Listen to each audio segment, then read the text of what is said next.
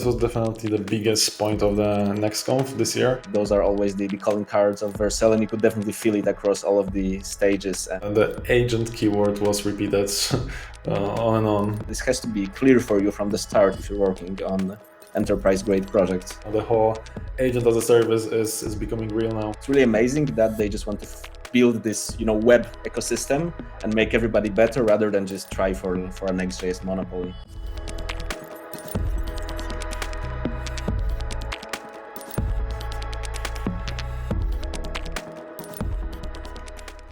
So JJ, what did you think about the experience? It was your first NextConf in person, right?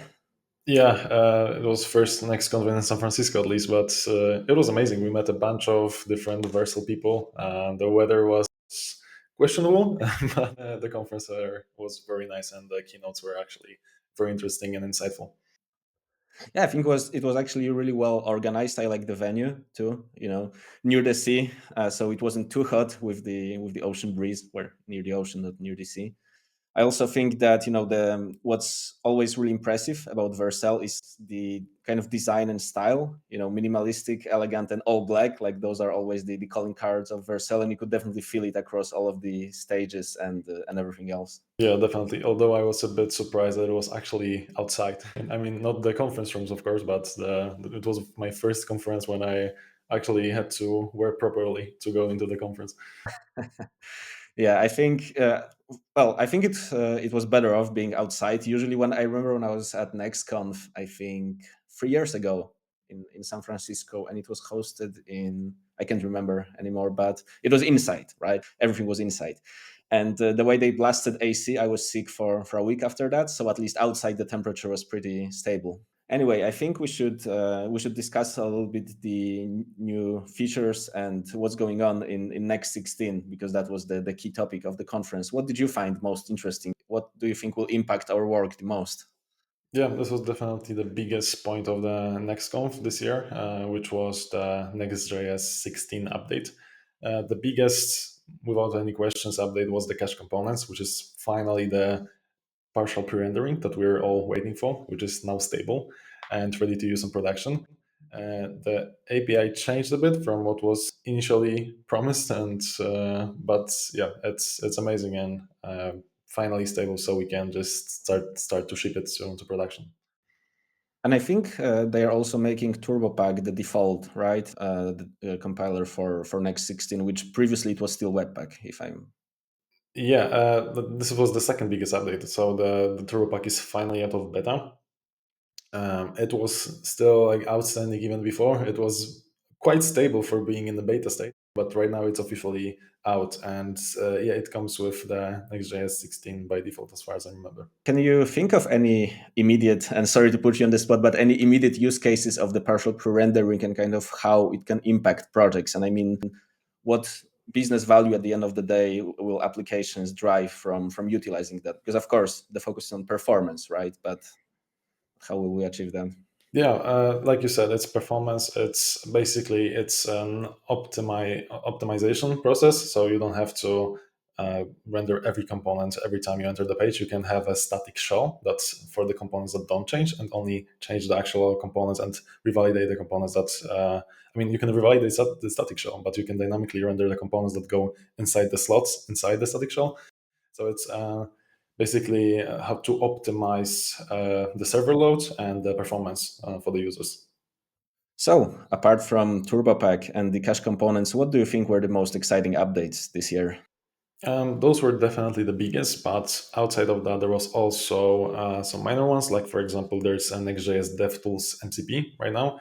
So your model, whatever you're using, can access the console and the error, for example, information from Next.js directly, which is improvement for automated agents code generation and debugging. And there was also some changes. For example, the middleware right now is called proxy in the latest version, which is different from like it was set years ago as middleware, even like before app router. So an interesting change, but yeah, the name makes sense. So so I guess it's better now. And how do you envision, like, how do you see difficulty, let's say the challenge in migrating from 15 to 16, I think with my understanding that it's actually going to be a bit easier than going from pages router to app router before. The biggest challenge will be definitely if you were going to use the cache components. Yeah. This is the completely new API that you will have to implement into the application, but there are also some code mods that the Vercel is creating, so it makes it much easier than just doing it everything manually. Yeah, speaking of Vercel and code mods and in general their contributions to open source, I think this is also worth calling out. Perhaps definitely not specific to the conference, but the amount of kind of work and love they still give open source, and even outside of Next, right? Like even to companies that you could consider or projects you could consider competitions, right? They're helped by Vercel or invested in by Vercel. I think it's really amazing that they just want to build this web ecosystem and make everybody better rather than just try for a Next.js monopoly. Yeah, true. They are the leader right now in the web development, so who's better to start an open source? I think it goes smoothly to our next topic, the AI SDK, which is their open source, which they created while working on V0. They had their own issue that they wanted to solve, and they like shared the solution with the world. And right now it's a I try to even keep up with the stats of how many downloads it has per week, but every time I refresh it, it has a couple of dozen of thousand more refreshes, downloads per week. So right now it's almost 5 million. And on the conference, it was like listed as 3.8, I think. So you can see how fast it's growing, and there's a big community behind it. Definitely a needed feature. Yeah, I think speaking of ship AI, right? Because that was the one day after the next conf. I think it was also amazing to see kind of the energy and the mindset of all the people there. Of course, San Francisco being the hub of technology and all innovation, this is to be expected. But I was really surprised about like the energy and the drive that people had to just build and ship, right? And I think it shows why AI SDK has been so incredibly popular, because it allows you to just build much faster than you could before. Yeah, we could definitely see the hype over the AI during the conference. Like everyone was very excited. Yeah, we also attended workshops on creating an agentic app with the new AI SDK. Can you maybe speak a little bit on that, since you were the one to actually code it? Yeah, the workshop actually was created with the still version 5 because the version 6 is still in beta. But it was very nice. We had a workshop with architects from Vercel, which basically we created our own application that could easily be a SaaS. We could easily sell it, and it was all like done hand-on experience with guidance from Vercel team. So the experience was very nice. I think the app was it was an LLM visibility monitor, right? Like the brand visibility monitor, where you would input the brand name, and then it would assess your position across multiple queries to multiple LLMs, and take out like how many times are you present over like 10 tries or something like Yeah, that. it was a fully fledged application with like a multi-step complex agents crawling the web and like assessing questions, and yeah, it was very nice. I think it also speaks to how AI SDK as an ecosystem has grown. Previously, back in the day, it was just basically prompting. Well, it was like a layer between consolidating multiple LLMs, right? Like at the very beginning, and to see what it has grown into today, and how many already templates there are for agentic apps on Vercel, I think it definitely aligns very well with Vercel's motto to just ship things. Yeah, the agent keyword was repeated on and on during the conference, and it's funny how we are now needs to come up with the definitions with new like acronyms and stuff because the AI and agents are everywhere. And in the beginning, it was just an LLM. It was like equal to AI, but right now the AI and agents are much more. This is like a completely autonomous agents that can like call tools and work as long as they need to go out with the solution or some kind of action that they are performing. So it was very insightful, and the whole agent as a service is becoming real now, and it's very interesting where we will be in a couple of years from now. Yeah, I actually believe that this is the moment where we will start to see like a real business value being generated, because LLM of its or on its own, of course, can have some uses around personalization or around chatbots, but autonomous agents that actually execute workflows based on business logic, that's where it gets realer and where it can bring real value. And that's why I'm also excited to say that we're working on a few AI SDK agentic projects for some of our customers. Of course, I can't unfortunately speak about the details of this project, but you will definitely be hearing more about it soon. Yeah, and smoothly going to the workflows which you mentioned, there was a also very big announcement from the AI ship Conf about the workflow dev kit, which is basically like the marketing line was a single line of code that can automate large processes for big companies, which is of course a bit of a stretch. But it's what it is. Definitely, it's a very nice developer experience because it's basically one line that is changing the regular like routes and endpoints handler to a durable workflow, which can like be repeatable. You can like split it to the different steps, to multiple steps. They have a retry system. You can monitor it better, and um, and yeah, and it can run for a couple of months. For example, it can sleep without covering any, without using any resources. So it's a definitely a big change and a big improvement. There were tools before that were handling that, but the like what they are winning with, and Vercel is very good at it, is developer experience, and that's what makes their tools popular. Because, for example, AI SDK has a great developer experience as well, and a lot of people is calling it an art instead of just another library. And I think that they are capable of doing the same with the workflow dev kit, and I wonder where how far it goes. Speaking of developer experience on the workflow dev kit, can you actually elaborate a little bit, what makes the developer experience so good? I mean, what's basically the major difference between the workflow and, let's say, normal, existing schedulers or applications like that? Like we can use, for example, temporal as an example, which is a similar to like this, the tool that you can achieve the similar results with, but it's an enterprise tool that is very high boilerplate. It's, like it requires a lot of knowledge to actually go into the temporal and set everything up, and it changes drastically the architecture of your application. And what Vercel did was they used what they love the most, which is the use keywords. We have like use client, we have use cache, and now we have use workflow and use step inside those durable functions, which is very easy to read for the human and very easy to go into this. So you don't have to set up a separate framework. It's framework agnostic actually.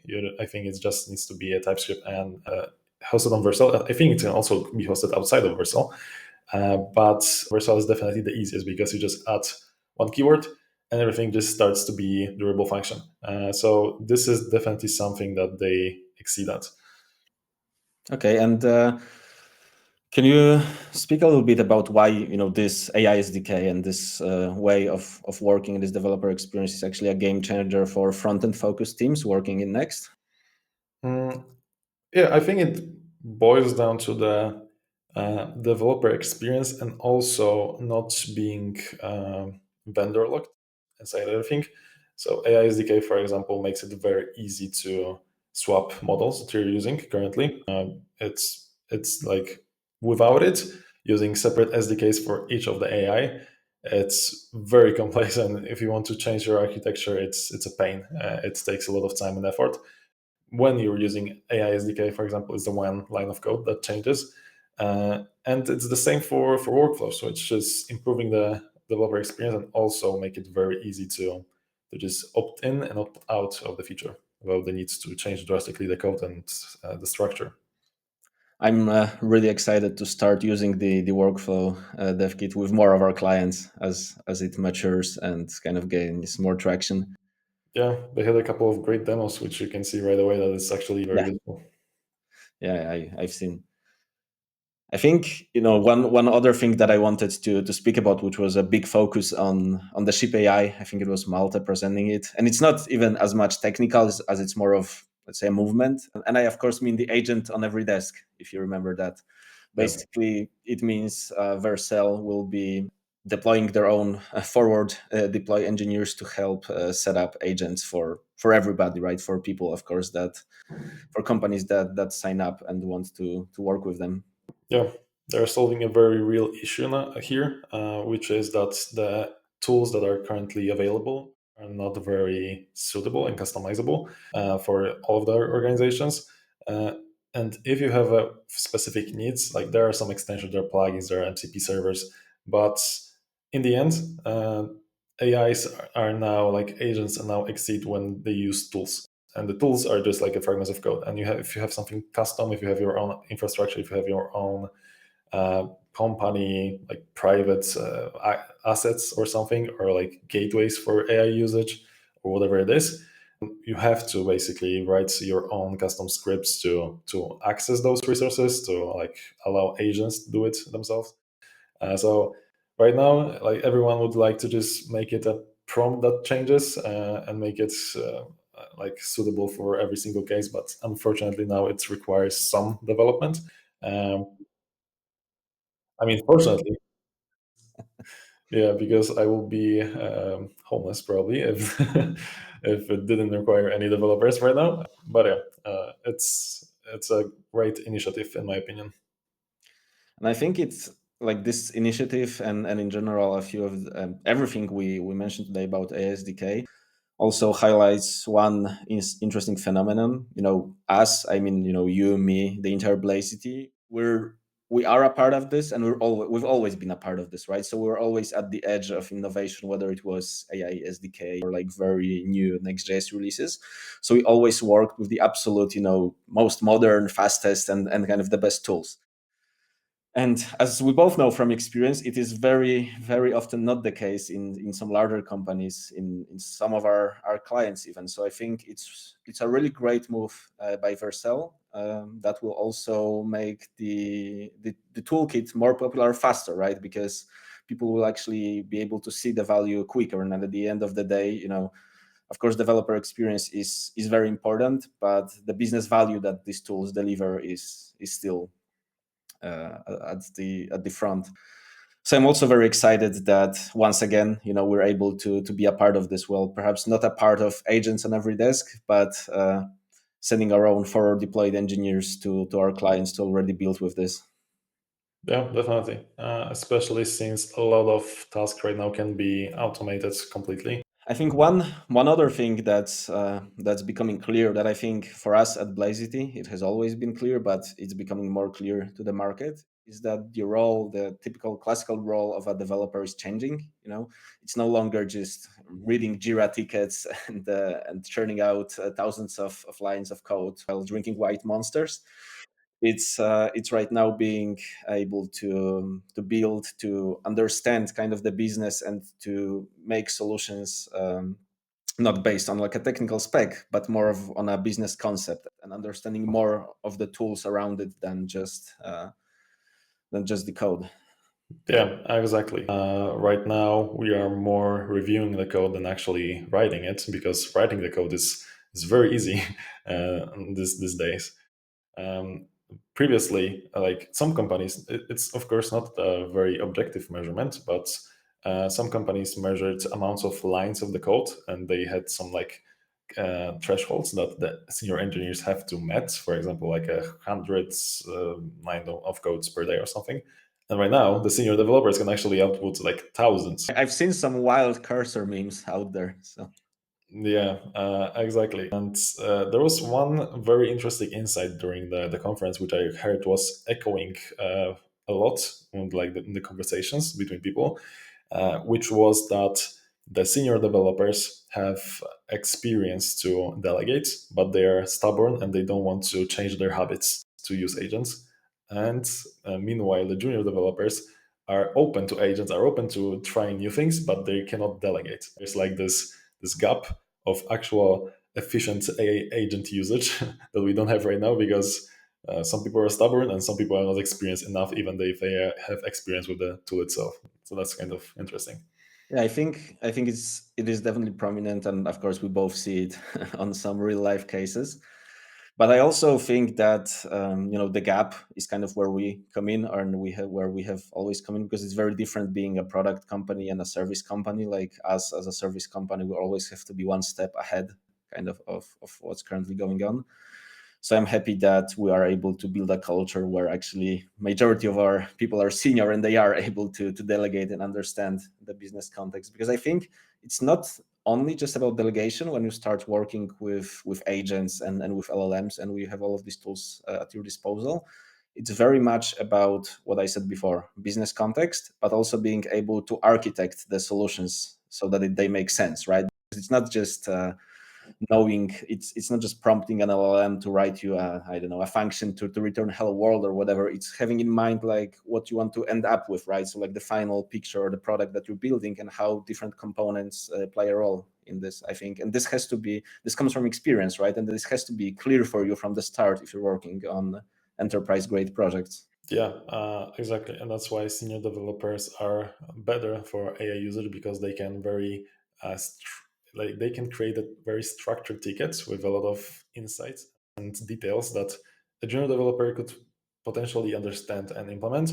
But at the same time, if it's already written in a way that is very like, there's no misunderstandings, there's no room for errors, which everything is like line by line, like explained what is supposed to be at the end, then the AI is very good at it actually. That's why also some entry level juniors have trouble now finding a job, because uh, basically what they also mentioned during the conference is very often the juniors just take the description of the task and they're parsing it to LLM, like they're the middleman between the senior and the AI. Yeah, I think it's a tough market for juniors, definitely.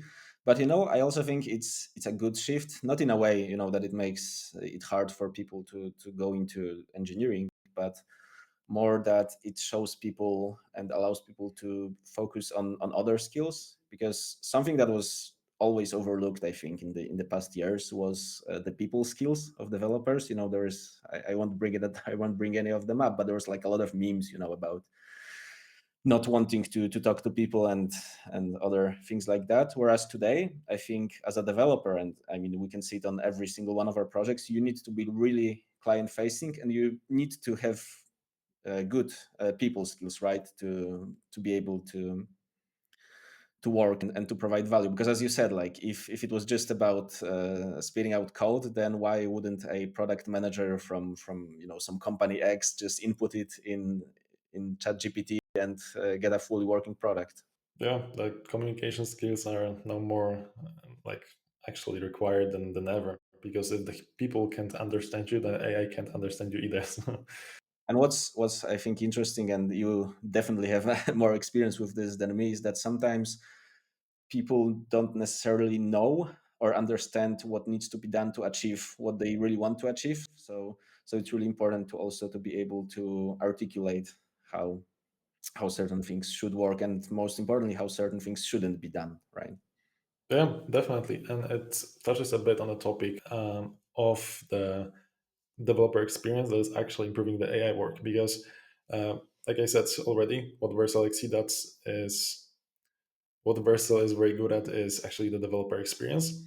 And since like for AI, what is easy to read by human is also easy to read by AI. It has to be structured, it has to be organized, and it actually takes a bigger pressure to make documentation, to like order your code better, because the models, the LLMs, are working much better on the code that is actually being structured and well organized. Yeah. Well, I think it's a good shift, and know that this is something that we've always done with our customers. But I'm excited to see the market move more into that way. Yeah, me too. Cool. I think what we covered basically most of what we wanted to cover from NextConf. Any other like closing remarks, JJ? I think we covered pretty much everything. There's definitely exciting times ahead of us. The developer work is completely shifting to more delegating to less writing code and more like actually reading the code. There's more focus on the developer experience of things, which I love personally, because a lot of people, a lot of companies didn't want to invest time into making the developer experience better. And we see how that ends up working for them in the long run. Huh? Yeah, with complete rewrites after like 2 years Yeah. of the Yeah. of the code base. Yeah, exciting times definitely with AI SDK, durable workflows, and I'm looking forward to see where it goes. Same for me. I think also like the energy, and the excitement coming from the tech community is something that honestly, the conference has been a few weeks ago, but I still feel it. So I'm really kind of eager and excited to also attend and sponsor next year. Great. Well, then that's all we had for today. If you didn't have a chance to watch it live, you should definitely check out both NextConf and Ship AI recordings on Vercel's YouTube, where you can see the keynote as well as a lot of other speeches that took place on many stages during the conference.